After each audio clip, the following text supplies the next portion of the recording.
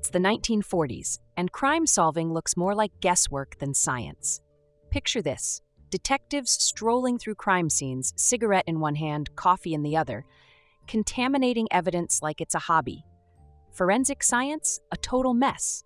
That's when Frances Glessner Lee swoops in like a one-woman CSI team and says, "Hold my pearls, I'll handle this." Frances wasn't just rich, she was, if I want to buy an entire museum wing, I can rich. Born in 1878, she grew up in Chicago in a mansion so enormous it probably had its own weather system. Her dad, John Glessner, made a fortune selling agricultural equipment, and her family lived the kind of life that makes Downton Abbey look modest. But while her brother was sent off to Harvard, Frances, being a woman, was stuck at home learning to host fancy dinners and sew things. Because education was for boys, and women were supposed to focus on embroidery or fainting dramatically. Fast forward a few decades, and Frances has had enough. Divorced, her kids grown, and the world underestimating her as just another bored heiress, she decides to shake things up. With her sharp mind and zero patience for mediocrity, she becomes obsessed with forensic science, a field that barely existed at the time.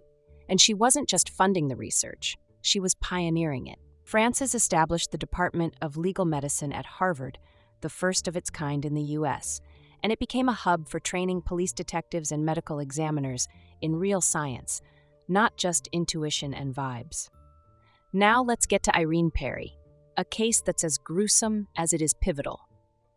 It's July 1940, and some laborers are wandering through the woods in Dartmouth, Massachusetts, when they stumble across a horrific sight: a young woman's decomposing body.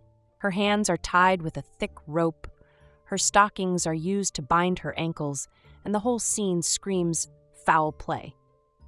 The woman is identified as Irene Perry, a 22-year-old single mother trying to make ends meet as a waitress.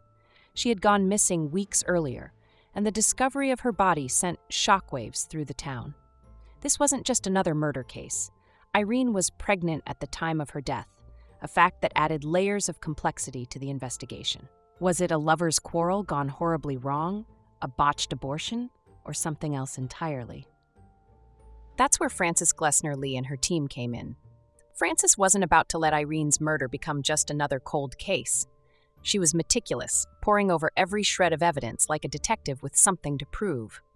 Her team studied the rope fibers, soil samples, and even insects found on Irene's body. They determined that Irene hadn't been killed in the woods where she was found.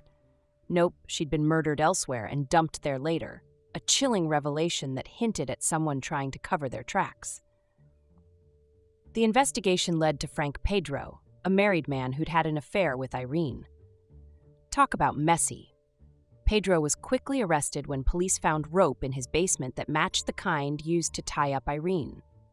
The case seemed open and shut, until Pedro's defense attorney threw a curveball, arguing that Irene's death might have been the result of an illegal abortion gone wrong.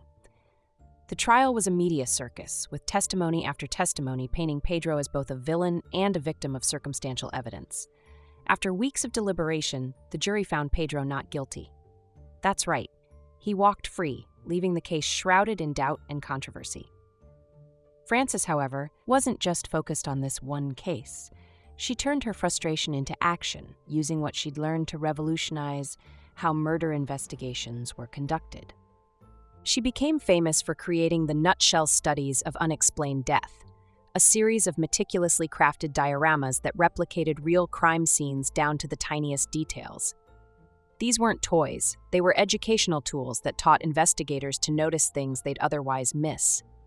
A strand of hair on a doorknob, a crease in a bedsheet, the exact position of a body.